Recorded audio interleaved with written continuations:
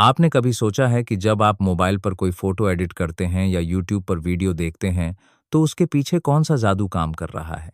बहुत लोग सोचते हैं कि ये सब सिर्फ कोडिंग या सॉफ्टवेयर का खेल है, लेकिन असल में इसकी जड़ें गहरी रेखीय बीजगणित में हैं। मुझे अब लगता है कि हर रोज की टेक्नोलॉजी में गणित का इतना गहरा दखल है। फोटो एडिटिंग की तो बात ही अलग। जब हम किसी इमेज को घुमाते या बड़ा छोटा करते हैं, पीछे पीछे मैट्रिक्स और वेक्टर का ही खेल चलता है। मुझे याद है, पहली बार जब मैंने एक फोटो को डिजिटल रूप से रोटेट किया था, तो सोचा था कि बस सॉफ्टवेयर का मैजिक है। अब समझ आता है कि मैजिक असल में गणित का है। हाँ, और यही तो कमाल है। हम रोजमर्रा में जिन चीजों को आम समझ लेते हैं, उनके पीछे असल में कितनी गहरी गिनती और लॉजिक छुपा होता है। और सिर्फ फोटो एडिटिंग नहीं, बल्कि गूगल पर जब हम कुछ सर्च करते हैं, तो वहां भी रेखीय बीजगणित छुपी है पेज रैंक एल्गोरिदम में। पेज रैंक की बात करें तो वह तो एकदम क्लासिक उदाहरण है। गूगल तय करता है कि कौन सी वेबसाइट ज़्यादा महत्वपूर्ण है, वह भी आइगन वेक्टर्स के जरिए।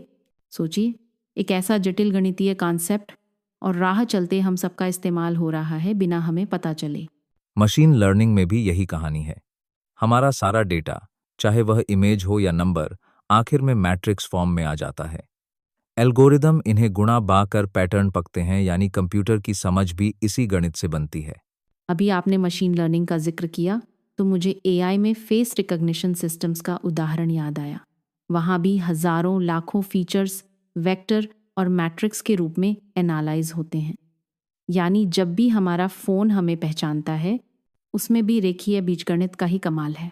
अब सवाल यह है कि इतने सारे फील्ड्स में रेखीय बीजगणित का इतना असर है, तो क्या आम लोग भी इसके जादू को अपने जीवन में महसूस कर सकते हैं? मेरा तो मानना है, हर बार जब हम स्पॉटिफाई पर गाना सुनते हैं या गूगल मैप्स पर रास्ता ढूंढते हैं, हम बिना जाने इसका फायदा उठा रहे होते हैं। एकदम सही।